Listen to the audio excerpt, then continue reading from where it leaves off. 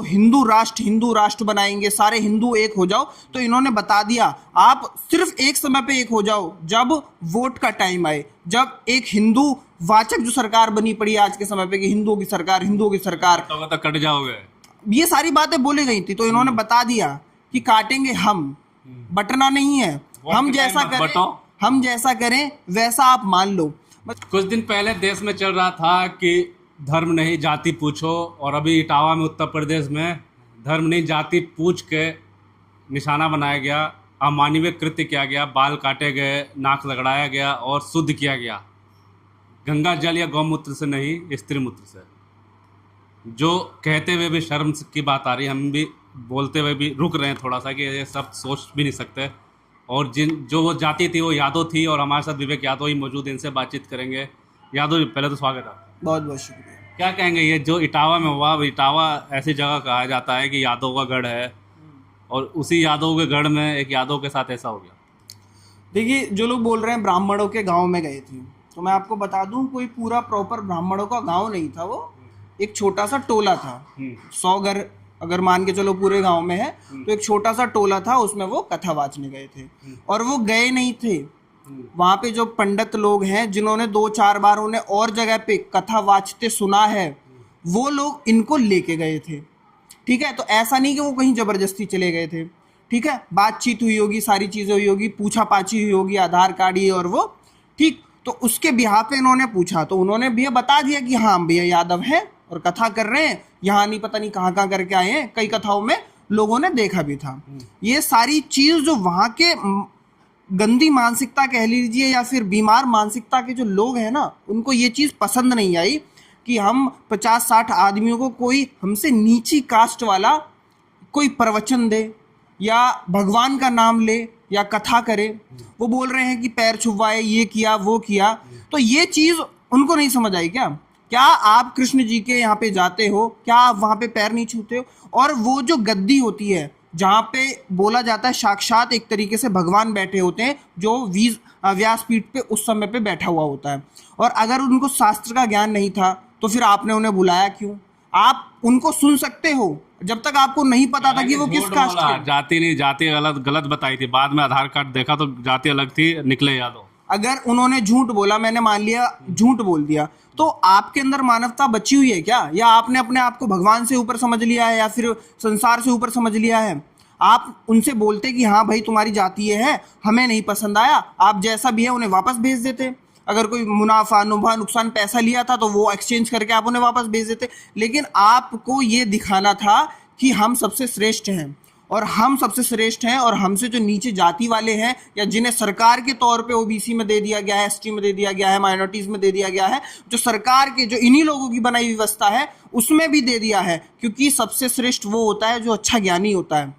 भगवान श्री कृष्ण ने भागवत गीता में ये साफ साफ बोला है कि जिसके पास जैसा ज्ञान है वो उसी आधार पर उस तरीके का व्यक्ति हो जाता है। जरूरी नहीं अगर कोई एससी कास्ट में पैदा हुआ है तो वो कथा नहीं गा सकता या फिर वो उस ज्ञान को प्राप्त करके उस लेवल पे नहीं पहुंच सकता। तो ऐसे क्या जिन्होंने रामायण लिखी, वाल्मीकि जी रामायण लिखी हो, बहुत सारे ऐसे लोग हैं। कबीर के दोहे आज भी मंदिरों में बोले जाते हैं, मुंह पे बोले जाते हैं। पता ही किस धर्म कहते हैं, कुछ लोग मुस्लिम मानते हैं, कुछ लोग कुछ मानते हैं, आज भी है। ऐसे बहुत से एग्जाम्पल है, एग्जाम्पल गिनाने जाएंगे तो इन लोगों को शर्म आ जाएगी कि ये लोग लेकिन इतना ही चाहते हैं कि हमसे ऊपर कोई ना उठे। इंसान से ऊपर है क्या किसी को भी मूत्र से शुद्ध करना? क्या तो इन लोगों ने बता दिया।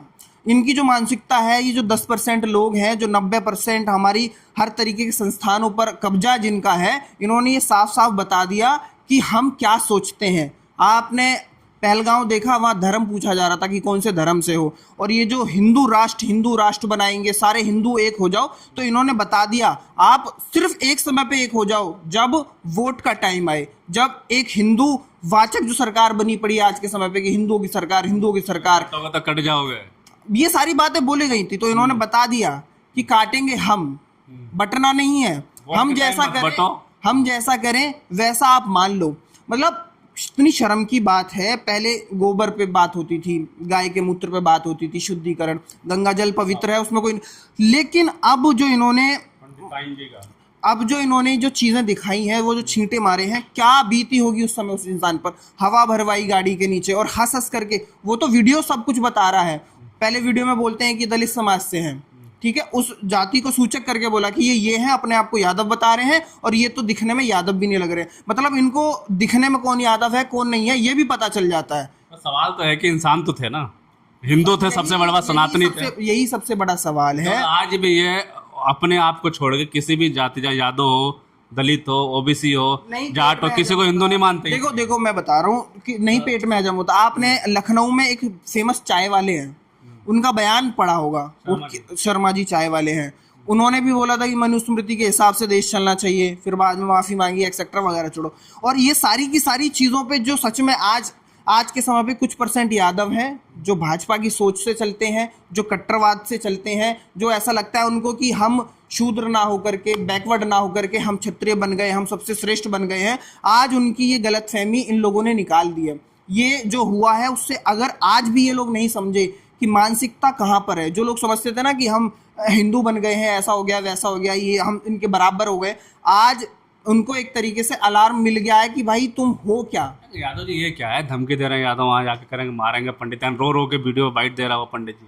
मैं वही तो कहना चाह रहा हूँ, रात भर जो आपने किया वो आपके हिसाब से सही है, अगले दिन आप कह रहे हो किसी ने कुछ बोल दिया, आप कर लो तो ठीक, और दूसरा अगर उसके थोड़ा गुस्से में कुछ कह दे या फिर विरोध प्रदर्शन कर दे अपना, वही तो मैं कह रहा हूँ। मतलब अब डर गए, अब तुम मतलब अपने आप को पीड़ित दिखाने लग गए हो, ठीक है। पुलिस ने जिन पे पकड़ा है, जिन लोगों पे, उन पे ऐसी कार्रवाई होनी चाहिए, क्योंकि ऐसे एग्जाम्पल बार बार आ रहे हैं। आप उड़ीसा से लेके देख लीजिए, वहाँ पे लोगों को गंजा करके मुंह में पत्ते डाल करके नचाया जा रहा है। आप एमपी में देख लीजिए, एमपी के अंदर एक मामला हुआ था, मामा शिवराज ने उस व्यक्ति के पैर धुले थे। तो एक सवाल ये भी है, क्या ये सच में अगर हिंदू हितैषी हैं या हिंदुओं को जोड़ना चाहते हैं तो पीड़ित हुआ है। योगी जी ज़्यादा कुछ ना करें, उन दोनों लोगों को या तीनों लोगों को सिर्फ आके बोल दे कि हम तुम्हारे साथ हैं, हम तुम्हें न्याय दिलाएंगे, लेकिन वो ये चीज़ नहीं करेंगे।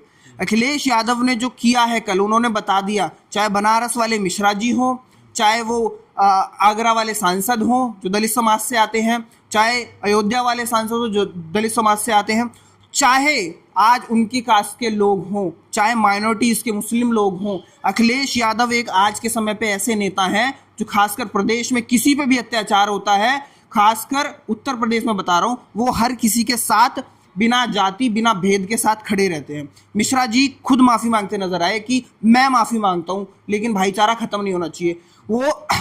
और ये तो कौम ही ऐसी है। सुदामा गए थे मदद के लिए, बिना बोले सब कुछ नौछावर कर दिया था।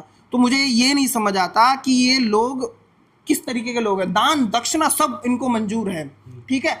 दलित के घर पे खाएंगे नहीं, पूजा करवा देंगे, दलित के घर बनाएगा दलित, उससे काम करवा लेंगे, सब कुछ करवा लेंगे, ठीक है। लेकिन उनका वही मानसिकता अपने साथ बिठा नहीं सकते। और यादवों से तो मैं इतना ही कहना चाहूँगा, ये तुमको बता दिया गया है, जो आप लोग समझते थे ना कि ये हमारे हितैषी हैं, तो उस विचारधारा ने बता दिया है कि आपको वो किस ताक पर रखते हैं। जबकि उस बंदे ने फ़ोन वेरिफिकेशन कराया कि ऐसे ऐसे है, मैं यहाँ रहता हूँ, यहाँ का रहने वाला हूँ, इटावा में 15 साल 20 साल से मैं इस जगह रह रहा हूँ, सब कुछ उसने बताने के बाद भी ये सारी चीजें हुई। यादव कथा नहीं कर सकते, यादव को जो काम है, कुछ लोग तो ट्विटर पर लिखे हुए हैं भैया कि अब वही काल आने वाला, मनुस्मृति लागू कर दिया जाए और जिसको जो काम है वही करेगा, या कथा नहीं कर सकता कोई। जब तक संविधान है किसी की मनमर्जी नहीं चलेगी। ये जो सारी चीजें हमने जो देखी हैं बीते दिन पहले, वो मजबूरी में कह लीजिए, उनका समय खराब था, वो किसी जगह फंस गए थे। आप 50 आदमी मिलके 3 आदियों पे अत्याचार कर रहे, उसमें एक भाई हमारा कठेरिया जो ढोलक वाचक है, उसकी ढोलक तोड़ दी गई तमाम, मतलब वो विकलांग था, उससे ये बोला गया ये व्यक्ति अंधा ही तो भाग नहीं पाएगा, उसको मारा गया, उसकी भी चोटी जो है काटी गई। मतलब कितना अत्याचार है। आपने जो एक मानवता है उसको बिल्कुल तार तार कर दिया। आपको गुस्सा था, विरोध था, उस तरीके से बोलते चलिए पुलिस वालों के पास चले जाते, संविधान का ही तो राज चल रहा है। माना आप अपने आप को श्रेष्ठ मानते हो, लेकिन आप इतने भी श्रेष्ठ नहीं हो कि संविधान की अपने हाथ में ले लें, कानून को अपने हाथ में ले लें, शोषण करें किसी का। इससे गंदा शोषण कोई हो सकता है क्या?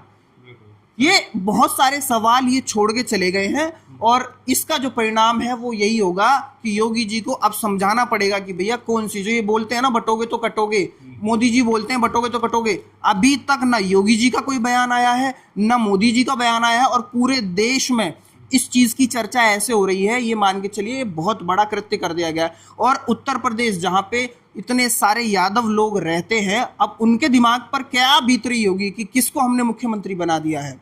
जो पूर्व मुख्यमंत्री का भी विरोध करता है, तो ये कहीं ना कहीं जो जातिवादी लोग हैं ये बिल्कुल नहीं चाहते कि हमसे ऊपर कोई उठे। बिल्कुल, सवाल कई सारे हैं। सवाल वही है कि जब चुनाव के वक्त आता है तो बटोगे कटोगे, एक हैं तो सेफ है, हिंदू बनिए। हम प्रधानमंत्री भी कहते हैं कि मैं तो कोई जाति मानता ही नहीं। योगी जी भी कहते हैं कि जाति मत पूछिए, जाति क्या बटो नहीं कटो नहीं, सिर्फ हिंदू बनो, हिंदू राष्ट्र बनाएंगे, हम सनातनी हैं।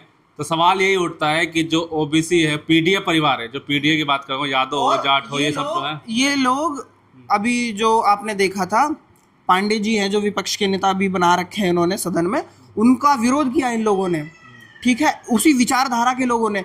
तो ये ब्राह्मणों के भी नहीं है, ये आरएसएस कह लीजिए या वो कट्टर मनुस्मृति वाली जो विचारधारा है ना, ये वो लोग हैं। इनको सच में नहीं पता कि इनको शिक्षा की ज़रूरत है।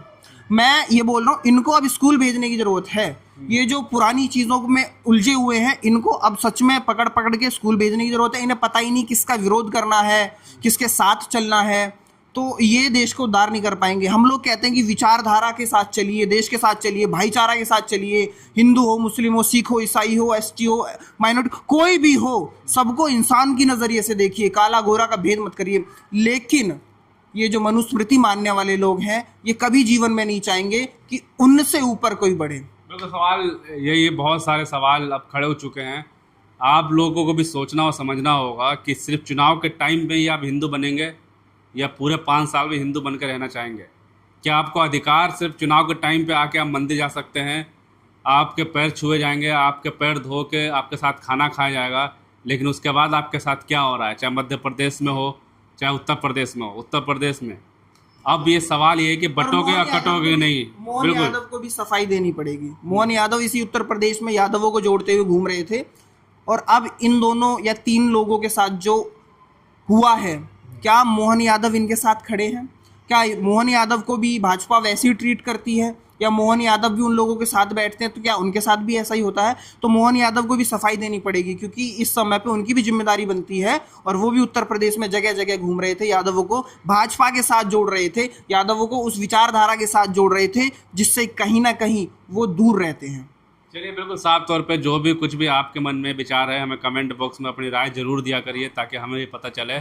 और इस पर और कुछ भी जो अपडेट आएगा हम आपको देते रहेंगे। तब तक के लिए धन्यवाद।